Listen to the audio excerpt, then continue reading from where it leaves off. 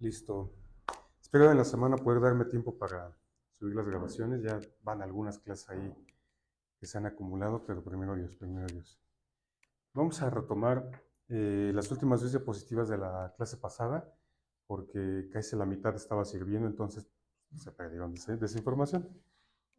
Entonces, estábamos revisando esto de los desiertos y la disciplina. Y aquí la palabra clave es amorreo, que significa reto. Reto. En este mundo tendremos aflicción. Y eso son retos. Si no tuviéramos aflicción, ¿cómo seríamos perfeccionados? Si no tuviéramos pruebas, ¿cómo seríamos perfeccionados? Si no nos enfrentamos a situaciones que van a exprimir nuestro carácter, no nos daremos cuenta de las cosas que necesitamos mejorar.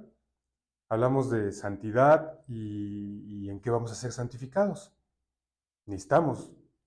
Y entonces cuando nos enfrentamos a situaciones donde, ahora sí que cuando somos confrontados, ahí es donde, como dice el pastor, ¿no? Lo que importa más que nuestras acciones son nuestras reacciones. Y ahí es donde nosotros pues, vamos a manifestar. Y aquí en este pasaje está hablando de Seón, rey de Hesbón, amorreo. Y estaba viendo que esta palabra de Seón significa turbulencia. Turbulencia y habla de un guerrero. O sea, imagínate un guerrero turbulento. O sea, no es cualquier cosa. Así como cuando estamos en los rápidos, que luego se hacen aquí en la Ciudad de México. Realmente necesitamos estar muy avisados, muy avisados. Entonces aquí dice, he aquí entregado en tu mano a Seón, rey de Hesbón, a Morreo y a su tierra. O sea, la tierra ya estaba entregada. Ya había una autoridad puesta sobre esa tierra para que ellos fueran a poseerla. Comienza a tomar posesión de ella y entra en guerra con él. Y aquí de repente podemos encontrar cosas como que son, porque decir, bueno, hay gente que dice, ¿por qué la Biblia se contradice? ¿No que somos pacificadores? Hay tiempo de abrazar y tiempo de abstenerse de abrazar. Tiempo de llorar y tiempo de reír. Y hay tiempo en el que nosotros necesitamos entrar en guerra. Pero nuestra lucha no es contra sangre y carne, sino contra principados, contra potestades y gobernadores de las tinieblas. Lemay Lazar decía, mira, le voy a hacer así, mira. Si lo puedes sentir y reacciona, es de carne. No es tu enemigo. No es tu enemigo. Entonces, nuestra lucha es contra estas huestes de maldad. Espíritu, exactamente. Y aquí, y me dijo Jehová, he aquí yo he comenzado a entregar delante de ti a Seón y a su tierra. Comienza a tomar posesión de ella para que la heredes. La heredad está ahí puesta delante de ti, pero pues para heredar, pues tienes que ir y entrar en la batalla. Así que muchas veces la paz va a venir después de haber ganado la batalla. No es que, pues como somos pacificadores, aquí nos quedamos sentaditos y no pasa nada, ¿no? Sí hay situaciones en específico en las que nosotros necesitamos hacer frente al enemigo. Pero acuérdate, el enemigo no es esa persona que está junto a ti. El enemigo son estas huestes de maldad. Contra ellos es contra quienes tenemos guerra. Y aquí vemos estas palabras que aparté aquí de este versículo. Fíjate, Arnón significa, eso viene en un versículo anterior, Arnón significa corriente impetuosa, es lo que decía de los rápidos. Moab, igual también viene el versículo anterior que dice, es hijo incestuoso. hijo de su padre o hijo de su madre. Acuérdate que Moab es descendiente de Lot. Son estos hijos incestuosos. Las hijas de Lot se acostaron con su padre y de ahí vienen ellos. Y de algún modo, pues sí hay maldición, ¿no? Amorreo, un devorador que se hace publicidad a sí mismo, busca destacar, es un espíritu prominente. Un espíritu... Eso está muy fuerte, ¿no? Sí. Yo creo que es el que más se ve en la iglesia, o pudiera ser por el orgullo de verme, de que yo estoy haciendo, yo me merezco. No sé, es como difícil de ser. Es como más oculto y más notorio. Claro, porque además puede ser muy sutil. Ajá, exacto. Muy sutil. Porque aparentemente soy el siervo de Dios, ¿no? Soy el siervo de Dios y miren cómo sirvo, miren cómo oro. Y es muy sutil. Es, al ser este espíritu que se hace publicidad y se hace prominencia, atrae la gente a sí mismo. No, no, no va en un mismo espíritu hacia Cristo, hacia la alabanza, hacia la adoración, sino que, y de hecho, pues bueno, es uno de los espíritus que ataca a las iglesias. Y necesitamos reconocerlo y reitero, nuestra batalla no es contra carne y sangre. Necesitamos interceder y orar por esos principados, esas potestades, esas huestes de maldad que se mueven en los aires. Un ejemplo muy simple que observé en una ocasión es que se agradeció algo que se hizo en la iglesia. Ay, gracias. Y respondieron, no hay de qué agradecer. Eso es una soberbia oculta o una falsa humildad, porque sí hay que agradecer y hay que enseñar a la gente que agradezca. Entonces, ¿qué se hace? Se dice gracias a Dios. Tú tomas el agradecimiento si tú hiciste el servicio y te están agradeciendo y dices gracias a Dios y lo remites a Dios, o sea, no te lo quedas, pero no puedes decir, no hay nada que agradecer. Eso no, eso es una soberbia oculta, entonces hay que tener mucho cuidado porque son a veces expresiones que queremos ser muy humildes y decir, no, no hay de qué agradecer. No, sí, sí hay que agradecer a la gente que se de ser agradecida, todos tenemos que ser agradecidos. Entonces, ¿qué hago cuando me agradecen algo? Gracias a Dios. Y se lo remito a Dios y así lo dejamos. Porque entonces puedo ser muy soberbia y o una humildad muy oculta. Digo, no, no, de qué agradecer. Pues, ¿cómo que de qué? Si Dios nos dice que Fíjate, agradezcamos, es un mandato. si Dios nos dice, dad gracias en todo, nos dan las gracias, remitimos las gracias a Dios. Pero en efecto, si optamos por este camino, no hay nada que agradecer, estás deteniendo la gratitud a Dios. Sí, no está muy fuerte. Qué fuerte, ¿no? Qué fuerte, en efecto. Por eso es un acto. Yo cuando vi eso dije, cielos, hay que tener cuidado, como decimos, O tan peor, humilditos y tan sencillitos, ¿no? y si dices de nada, te quedaste con las gracias tú. ¡Auch! Se dice adiós, gloria a Dios. Gracias a Dios. Sí. Qué simple se oye. Está fuerte, ¿no? Hermano Carmelo. También, hermano, aquí, bueno, lo quiero decir porque a mí me pasó, cuando adulamos a alguien, cuando Dios nos ha dado un don o una habilidad y la expresamos, por ejemplo, a mí me pasó en la alabanza, en un tiempo, pues, hubo un hermano que me aduló y la verdad yo me inflé y sentí que pues yo era el mero mero, hasta que el Señor pues me ponchó el globito y de una manera muy, muy fuerte con uno de nuestros apóstoles. Y bueno, yo sin, o sea, yo pensé que no era nada, pero qué bueno que el hermano está reconociendo, ¿no? Que sirvo para algo, ¿no? Pero no, Dios sabía que había en mi corazón una situación de prominencia que no era correcta. Entonces, desde ahí el Señor, cuando ya me trató conmigo, la cosa fue muy diferente y entonces yo ya no permití ninguna, o lo decían, pero yo decía, gracias a Dios. Gracias a Dios. Por eso es que es muy sutil este espíritu, ¿no? Sí, muy sutil. Uh -huh. Lucero, ¿levantaste la mano? Sí, yo creo que habría que, o sea, yo nada más así como para complementar eso que estamos hablando de cómo agradecemos, yo pienso que también tiene mucho que ver la actitud, entendiendo como actitud el espíritu, o sea, en qué espíritu esa persona te responde, te tiene o recibe, ¿no? O sea, porque sí es notorio, ¿no? Como decías. Por ejemplo, yo he conocido a muchas personas, hace mucho tiempo, desde que yo era soltera, conocí a una pareja lindísima en Cristo.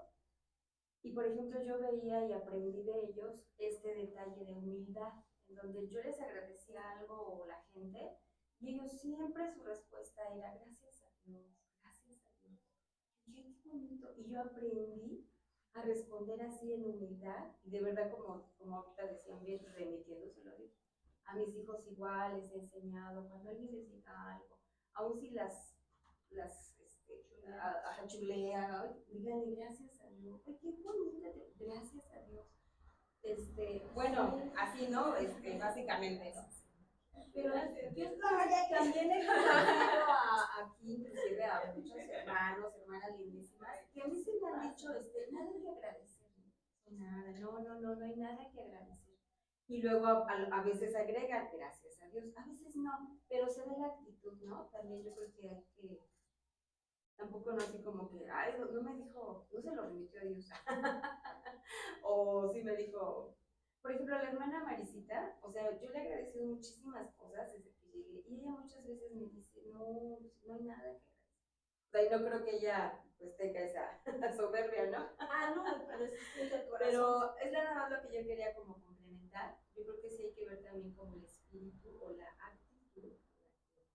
Y ya por último, hermanos, yo también quería comentarles que, no sé si recuerden que apenas estuvo aquí con nosotros de visita mi hermana Ruth de Cancún. Bueno, después me enteré, ya platicando más a fondo con ella, que precisamente ellos están viviendo ahorita una situación bien difícil ahí en la iglesia donde ellos se congregan en Cancún, porque precisamente ahorita ellos están sin pastor. Wow. ¿Qué pasó? Le dije yo.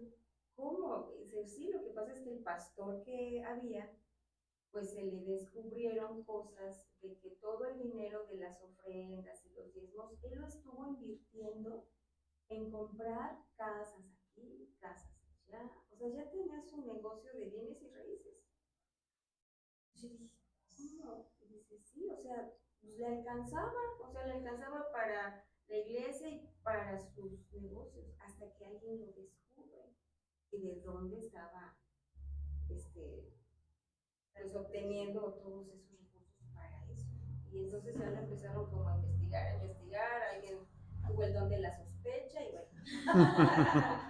Entonces pues se descubrió, pero fue muy triste. Y entonces digo, ¿qué pasó? Dice, pues nada, que era una persona que realmente algunos se quedaron con él y otros decidimos decirle no, gracias, usted aquí ya no puede entrar, ¿no? Pero sí, muchos dicen que sí se fueron, se dividió la iglesia. ¿Cómo? O sea, sentido común, ¿cómo es que se fueron con él? Dice, lo que pasa es que era algo muy curioso, o sea, era algo espiritual, porque aún como con miedo, ella me decía, aún yo siento que varios se fueron por él, con miedo porque hasta los tenía amenazados. Y yo, bueno, es un En ejemplo. efecto, este espíritu prominente también amenaza, también somete. Bueno, claro. Hermano, por ejemplo, yo he orado por muchas personas del mundo y Dios ha obrado. Y entonces me llaman y me dicen, oye, por suerte, por fortuna, tu oración hizo efecto. No sé qué hiciste, no sé, así. Ay, hermano, me da así, me pongo. Me cuesta mucho. Y día que se dijo que Moisés rompió las tablas porque el pueblo no hizo. Yo, gracias a Dios, ¿no? Y entonces empiezo a compartir y decir, me cuesta. Pero yo quisiera preguntarle, cuando dicen por suerte, por fortuna, ¿qué debo decir? Porque digo, En principio, gracias a Dios, ¿no? Esa es como la más sencilla. Gracias a Dios. Si tienen disposición de escuchar algo más, pues ya explicarles. Yo oré por ti, pero quien hizo la obra fue Dios. Dios sí existe. Dios existe. Ya ves Y que te sí. acaba de mostrar, porque yo no tengo nada. Yo no tengo nada. Dios quien lo hizo. Sí, es muy triste eso. Y te invito a creer en Él. Por la gente hasta por salud, ¿no? Y dices, ¿cómo estás? Bien, ya fui a darle gracias a la Virgencita por mí. ay, ay, Sí, no, espérame, está muy de moda el de por fortuna, afortunadamente, por suerte. Gracias al universo. El universo. Ah, sí, también, ¿no? O luego dicen gracias a la vida también. Ah, sí. Al universo que me puso Ajá. a mi camino, ¿no? Así es. Sí. Sí. Pero sí, la más fácil es gracias a Dios. Yo no hice nada. Solamente fue el instrumento. Dios el quebró. Bendecir a Dios siempre puedo. Después tenemos aquí Ar, que es la ciudad de Moab. Beer, que significa pozo, cisterna, manantial. Aquí el propósito es que seamos un manantial de vida. Que seamos este manantial. Acuérdate que también hay otro pasaje en la Escritura que habla de que del pueblo de Israel que era como una cisterna rota que no contenía el agua. Y aquí pues necesitamos hacer cisternas que contienen el agua. O este pozo. Acuérdate qué valioso era los pozos cuando estaban en el desierto. Encontraban un pozo y ahí se establecían, ¿no? O cuando estaban poseyendo la tierra prometida, cavaban, encontraban agua y ahí se establecían. Y acuérdate cuando Jesús, que está con la samaritana, le dice a la samaritana, ¿eres tú mayor que nuestro padre Jacob que nos dio este pozo? Necesitamos ser esa fuente de agua, esa fuente de vida. Y eso es lo que, la actitud que nosotros necesitamos tener contra este tipo de espíritus. No enojarnos contra ellos, no tener ahí, la guerra, es que no, estamos en guerra con él, ¿no? Sí, pero nuestra guerra es por arriba.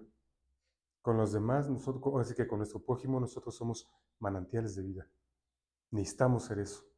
Y eso, pues, requiere de que nos neguemos a nosotros mismos. Y matana significa regalo de Jehová. Todo esto vemos en estos dos versículos. Ahí que ya no presenté, pero todo esto vemos en estos dos versículos. Nosotros necesitamos llevar la bendición. Necesitamos llevar la bendición. En la vida de Pablo, Cristo se manifestó a Pablo como su pastor, un pastor fiel, quien empezó a guardarlo, a salvarlo desde que él empezó su ministerio. Para empezar, pues cómo envió a Ananías, ¿no? Envió a Ananías para que orara por él, le cayeron las escamas de los ojos. Dice aquí en Hechos 9:23, pasados muchos días los judíos resolvieron en consejo matarle, pero sus acechanzas llegaron a conocimiento de Saulo y ellos guardaban las puertas de día y de noche para matarle. O sea, ya le estaban acechando, ¿no? Estaban ahí cazándolo para matarlo. Entonces los discípulos, tomándole de noche, le bajaron por el muro, descolgándole en una canasta. Imagínate la fidelidad de Dios, cómo después de que él perseguía a la iglesia, los que estaban convencidos de que Pablo se había convertido, ahora ellos fueron los que lo defendieron, los que lo ayudaron a escapar. Cuando llegó a Jerusalén trataba de juntarse con los discípulos, pero todos le tenían miedo, no creyendo que fuese discípulo. Entonces Bernabé, tomándole, lo trajo a los apóstoles y les contó cómo Saulo había visto en el camino al Señor, el cual le había hablado, y cómo en Damasco había hablado valerosamente en el nombre de Jesús. Igual, pues Dios pone allí a un Bernabé y él es el que lo introduce con los apóstoles. Es la fidelidad de Dios. Necesitamos nosotros ser conscientes de ello. Cuando nosotros tenemos pues, todo tipo de adversidad, si nosotros miramos la fidelidad de Dios, Él va a obrar. Dios sobra, pero nosotros necesitamos reconocerlo, como Él está obrando. Acuérdense que aquí estamos viendo el punto de la fidelidad del pastor por las ovejas. En los sufrimientos de Cristo, Isaías 53:7, Angustiado él y afligido, no abrió su boca. Como cordero fue llevado al matadero, y como oveja delante de sus trasquiladores enmudeció, y no abrió su boca. ¿Esto cómo nos puede costar a nosotros? Cuando estamos pasando por angustia, podemos tragarnos la angustia y estar ahí sumidos, ¿no? Y a veces tratamos de defendernos, de atacar verbalmente a alguien. Y fíjate cómo aquí la palabra angustiado significa estar bajo mucha presión, oprimir, acosar, exigir. ¿Alguna vez te has sentido así? Pues aquí está la reacción de Jesús. Él no abrió su boca, lo que él hizo fue remitir todas las cosas a Dios. Y por supuesto, cuando nosotros estamos entrando en situaciones de este tipo de nuestra vida, necesitamos aguantar, pero aguantar con esperanza, con fe, en amor. Acuérdate que este aposento que estamos viendo, estos últimos 4 puntos, este es el aposento del amor, el aposento de esperanza y el aposento de fe. Así vemos, ahora sí que en grupos de 4. Punto 9 pertenece al aposento de fe. Y fe es creerle a Dios, que Él va a obrar, que Él va a hacer las cosas. Y no como un coco wash, ¿no? De no, sí, amén, Dios va a obrar. Sino creerlo auténticamente de tal manera que nos mantengamos en reposo de fe. Esa es una forma en la que también nosotros podemos identificar si le estamos creyendo a Dios cuando nosotros tenemos reposo. O sea, vemos la circunstancia, vemos la tormenta, vemos estos espíritus prominentes, pero nos mantenemos en fe y en reposo. Orando, intercediendo, no significa que no hagamos nada, sino que nuestra reacción es remitir las cosas a Dios. Y sabiendo que Él es el pastor que tiene fidelidad por las ovejas, que Él es fiel con su rebaño y con cada uno de nosotros como ovejitas.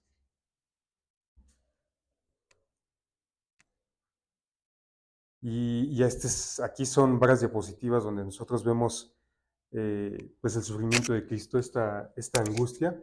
Vamos a leer un versículo a la vez. A lo mejor da varias vueltas el micrófono.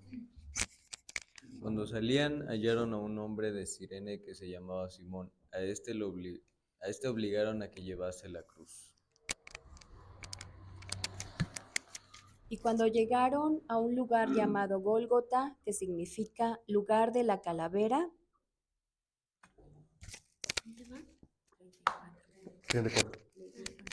le dieron a beber vinagre mezclado con hiel, pero después de haberlo probado, no quiso beberlo.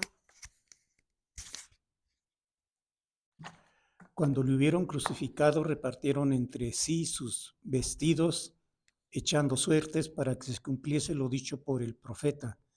Partieron entre sí mis vestidos, y sobre mi ropa echaron suertes. Y sentados le guardaban allí. Y pusieron sobre su cabeza su causa escrita: Este es Jesús, el Rey de los judíos. Entonces crucificaron con él a 2 ladrones, uno a la derecha y otro a la izquierda.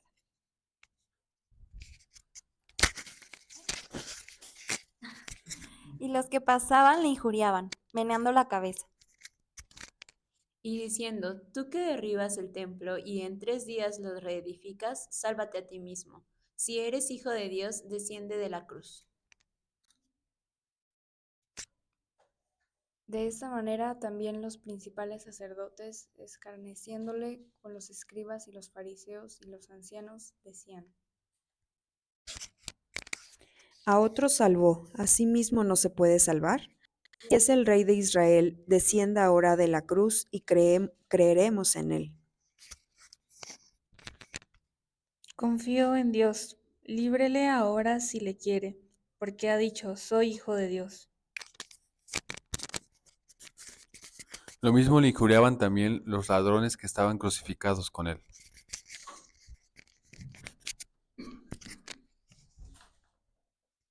Y desde la hora sexta hubo tinieblas sobre toda la tierra hasta la hora novena. Cerca de la hora novena, Jesús clamó a gran voz diciendo, Elí, Elí, lama sabactani, esto es, Dios mío, ¿por qué me has desamparado?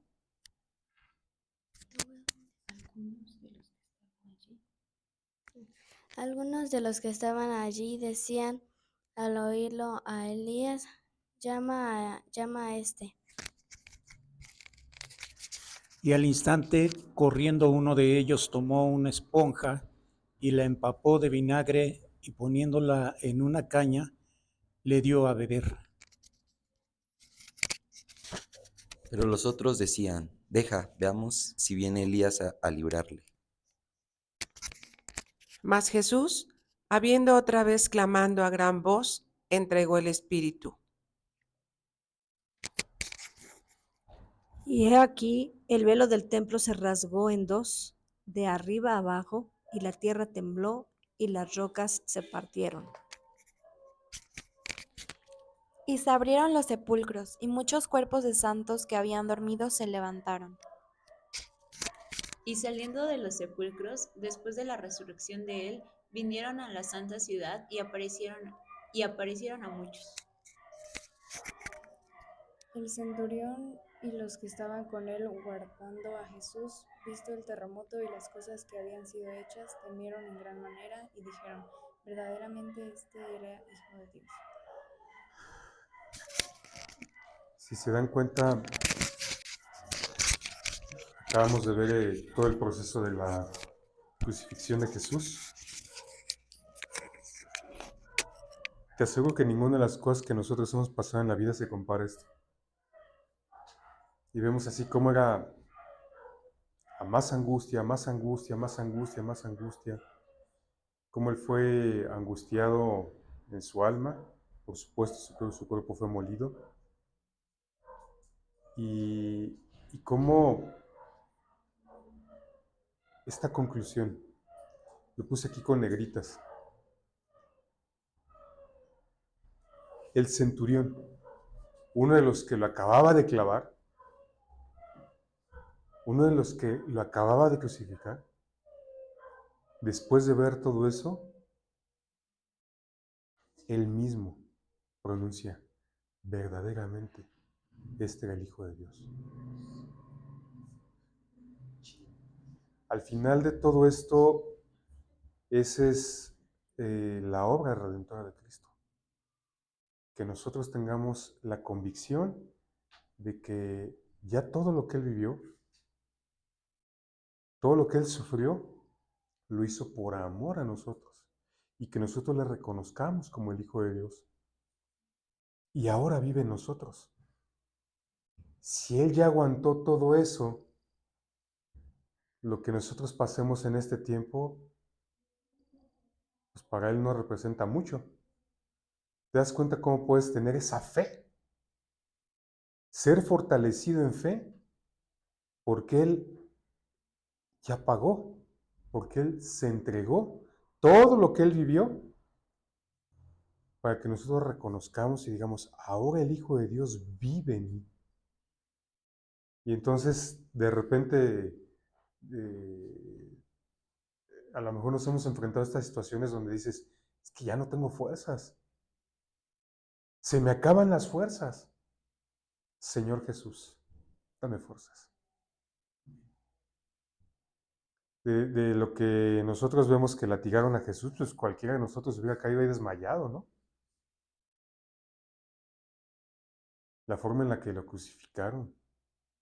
Cualquiera de nosotros hubiera dado el espíritu mucho antes, ¿no? Señor Jesús, tú vives en mí. Ayúdame a moverme en fe. No fue cualquier cosa. En la consecuencia del pecado,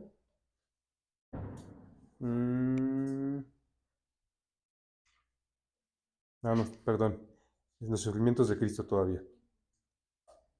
Y fíjate, estaban allí muchas mujeres mirando de lejos, las cuales habían seguido a Jesús desde Galilea, sirviéndole, entre las cuales estaban María Magdalena, María la madre de Jacobo y de José, y la madre de los hijos de Zebedeo. Y ellas ahí sin poder hacer nada, mirándolo de lejos. Imagínate, ¿qué harías tú si una persona que tanto amas ves que le están haciendo todo eso? Ahora sí que aquí nos trasladamos a nuestra persona. También cuando nosotros vemos que dañan a alguien de los que amamos, también sentimos angustia. Y muchas veces quizá no podamos hacer nada, pero lo que podemos hacer es remitir las cosas a Dios e interceder.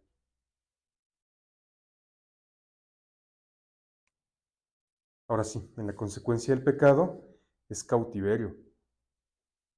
Y está fuerte. En Génesis 3:23 ya había dado Dios la sentencia y lo sacó del huerto del Edén. Lo sacó del huerto del Edén, ya no podían estar más en su presencia.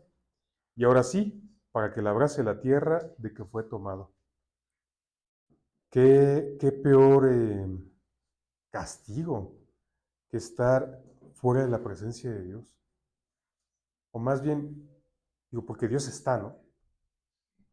Ya no tener ese acercamiento con Dios. No tener como lo hicimos ahora, tenemos acceso al trono de la gracia. Ahora sí que desde el huerto del Edén hasta la muerte de Jesús, hasta su resurrección, no había ese acceso al trono de la gracia. Ellos fueron echados del huerto del Edén. Y todo eso es un tiempo de cautiverio. Como su protección, ¿no? Como la idea que tenemos, por ejemplo, esto del paraguas que está lloviendo, pues te cubre del agua, pero si tú te sales, el paraguas está ahí, pero si te pones a un lado, te va a mojar. O sea, la protección tú la estás dejando, ahí está. Pero te sales, te arriesgas. Y entonces, este cautiverio, pues imagínate, ahí literalmente somos cautivos del pecado y de nuestras propias concupiscencias. Y tú ve, hay gente que cae en sus concupiscencias, en su pecado, y no quiere renunciar. Está cautivo. No quiere. No quiere. Y puede reconocer, dice, es que sí, sé que estoy mal. Pero no lo deja. Alguna ocasión, no, creo que sí les he platicado, de un chavo que en la universidad que era homosexual, y unas alumnas cristianas le compartieron de Cristo, lo invitaron a un retiro de jóvenes. Él recibió a Cristo, lloró, se derramó y todo, y dijo, yo sé que estoy mal y no lo voy a dejar. De ese tamaño, ¿no? Está cautivo. Hay una cautividad. Y eso, pues al final, pues, nos va a impedir heredar las promesas. Nos va a impedir heredar las promesas. Es fuerte. Y en cuanto al pacto del Calvario, este versículo es el mismo que hemos estado revisando. Aquí tiene que ver con la gloria de Dios. Con la gloria de Dios, aquí subrayé algunas cosas. Todas las cosas, dice, bueno, Romanos 8:28, ¿no? Y cómo utilizamos este versículo. Y sabemos que a los que aman a Dios, todas las cosas les ayudan a bien. Esto es como la explicación. A los que conforme a su propósito son llamados. A veces nos quedamos con la primera parte, ¿no? Y muchos hasta lo confunden con el de, no hay mal que por bien no venga, ¿no? No. Necesitamos entrar, reconocer el propósito de Dios y entrar en su llamado. Porque si Dios te está llamando a hacer algo, y tan sencillo, ¿no? No que tengas a lo mejor un llamado al servicio o un llamado al ministerio quíntuple. Dios te está llamando a dar media vuelta de tu vida pasada y volverte a Él. Ese es un llamado, el llamado a salir del mundo, el llamado a vencer la tentación. Ese es un llamado así bien específico Y entonces cuando nosotros entramos en ese propósito, vamos a poder ver la gloria de Dios. ¿Cómo podremos explicar la gloria de Dios? ¿Cómo lo explicas, Luis?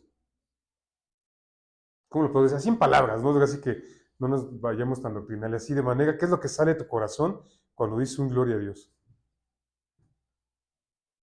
Yo lo digo con amor. Viendo la gloria de Dios como lo que Dios es. Una de las cosas que Dios es amor. La gloria de Dios es vivir con la plenitud de la, en la plenitud de la. ¿Sí? ¿Cómo? Su amor en acción, ¿no? Sí.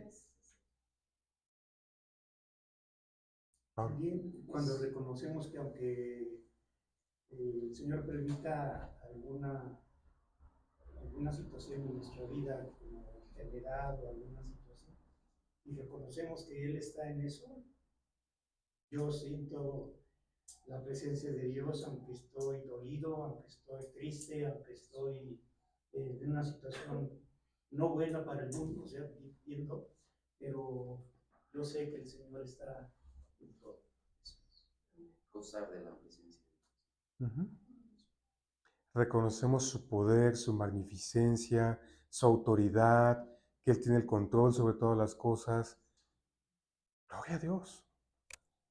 Gloria a Dios. Y fíjate cómo acá al final dice, porque los que antes conoció también los predestinó para que fuesen hechos conforme a la imagen de su Hijo, para que Él sea primogénito entre muchos hermanos, y a los que predestinó a estos también llamó, y a los que llamó a estos también justificó, y a los que justificó a estos también glorificó. Cuando nosotros le damos la gloria a Dios, nosotros mismos estamos experimentando ese sentimiento de victoria. Pero la victoria es de Él. Sí, porque hablando de gloria, no es que tengamos honor grande, sino más bien, si pensamos en la glorificación, es cuando nuestros cuerpos mortales van a ser diferentes. Entonces lo que estamos haciendo es experimentar un rescate total de lo que nos está pasando humanamente. No que nos dé honor, sino que estamos siendo rescatados grandemente de algo. Eso es que nos dé gloria, que nos dé la victoria grande. No, magnificencia, ¿no? Sí, y aquí volviendo un poco al tema, ¿no? Cuando buscamos sobresalir, estamos buscando la gloria propia. Y eso, acuérdate que Dios es un Dios celoso. Entonces, nosotros necesitamos darle la gloria a Dios. ¿Qué tal si aprovechamos estos últimos minutos para glorificar a Dios? Nos quedan 2 minutitos. Entonces vamos a ver un poquito en el espíritu y conforme te nazca, dale gloria a Dios por lo que pasó y papá. Así en voz alta, ahora sí que.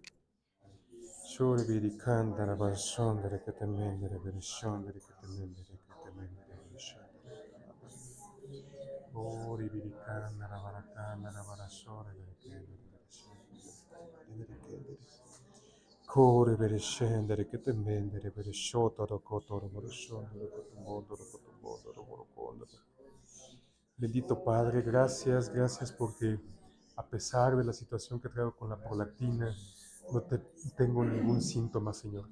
Gracias, Padre. A ti la gloria, a ti el imperio, Señor. Gracias, bendito eres tú, Señor. Señor,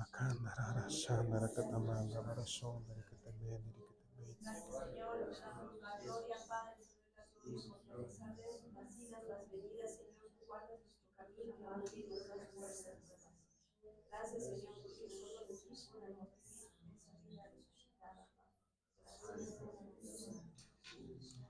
Padre, el cielo es tu trono y la tierra es el estrado de tus pies, Señor. Lo reconocemos, Padre, en esta mañana. Gracias, Señor, porque, Padre, podemos manifestarlo, podemos reconocerlo. Gracias, Señor, porque, Padre, en esta mañana te damos toda la gloria, la honra y el honor, Señor. Gracias porque te deleitas en mostrar, Señor, tu amor y la bondad. En el nombre de Jesús. Gracias, Señor, por